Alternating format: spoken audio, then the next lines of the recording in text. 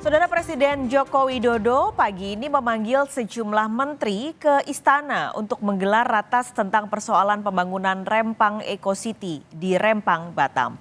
Sejumlah menteri sudah memasuki istana, diantaranya Menteri Lingkungan Hidup dan Kehutanan, Siti Nurbaya Bakar, lalu juga ada Menteri Investasi, Bahlil Lahadalia, dan juga Menteri Perekonomian, Erlangga Hartarto. Menteri LHK Siti Nurbaya menjawab singkat tentang agenda ratas. Di antaranya adalah membahas persoalan Rempang. Informasi terkini kita akan langsung tanyakan pada jurnalis Kompas TV Cindy Permadi, saat ini sudah ada di Istana Kepresidenan Jakarta.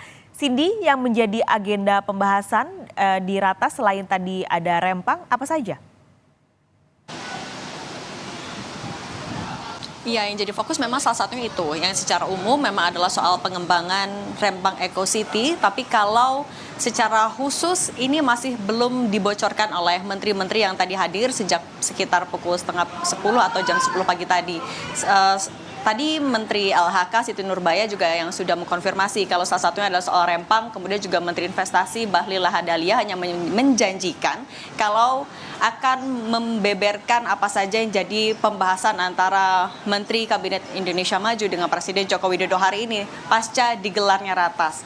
Nah, meskipun belum dibocorkan, tapi ada beberapa poin yang bisa jadi bahan pembahasan bersama dengan Presiden Joko Widodo. Misalnya adalah soal tenggat waktu pengosongan wilayah Pulau Rempang tanggal 28 September 2023 atau sekitar 3 hari lagi. Nah, memang sebelumnya target ini disampaikan oleh pemerintah karena ini akan berkaitan dengan alangkah awal memulainya pengembangan proyek Rempang Eco City tersebut. Meskipun kemudian Kepala BP Batam yang juga merupakan Wali Kota Batam menyebutkan bahwa tanggal 28 September ini bukan batas akhir pengosongan wilayah. Jadi kalau dari Wali Kota Batam menyebutkan masih akan fokus juga untuk terus melakukan pendataan warga yang terdampak dan juga akan direlokasi.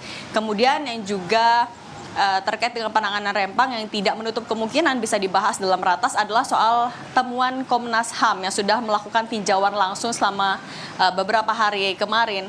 Misalnya adalah Komnas HAM yang menemukan adanya indikasi pelanggaran HAM, misalnya ada penggunaan kekuatan berlebihan ketika beberapa pekan lalu, kemudian juga mencatatkan adanya 2 kali penahanan warga, yaitu saat tanggal 7 September menangkap 8 orang, kemudian ada 34 orang yang ditangkap lagi pada 11 September lalu.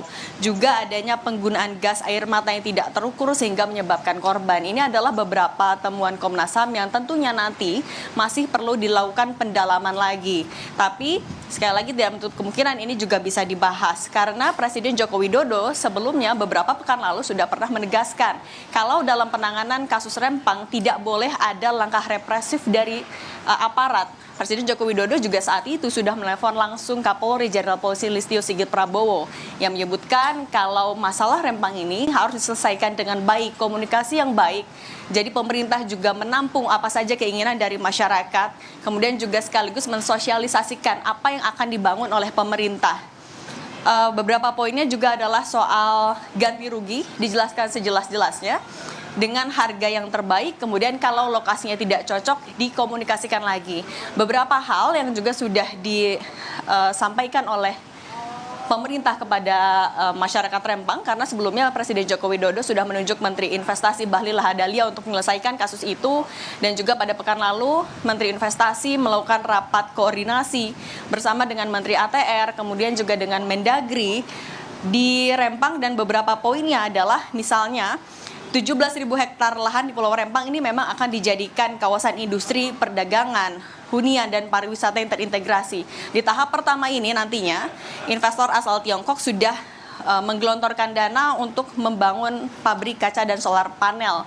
Nah, nanti di tahap pertama butuh sekitar 2.000 sampai 2.500 hektar dan akan ada 700 kepala keluarga yang terdampak. Beberapa kompensasi yang disediakan oleh pemerintah misalnya adalah menyiapkan rumah untuk 700 kakak itu, di mana akan dibangun dalam 6-7 bulan. Kemudian sambil menunggu waktu konstruksi akan ada fasilitas berupa uang dan juga tempat tinggal sementara. Ada juga tanah seluas 500 meter persegi per kakak dan lain-lain.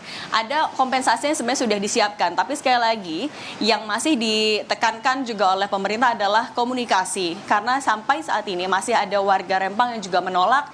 Misalnya adalah karena sudah tinggal di Pulau Rempang selama bertahun-tahun, sudah turun-temurun, kemudian juga masih belum sepenuhnya mempercayai apa saja yang bisa dijanjikan oleh pemerintah dan juga masih membutuhkan kepastian soal janji-janji itu. Paskalis. Baik, nanti kita akan tunggu bagaimana hasil dari ratas pada hari ini. Terima kasih Cindy Permadi melaporkan langsung dari Istana Jakarta.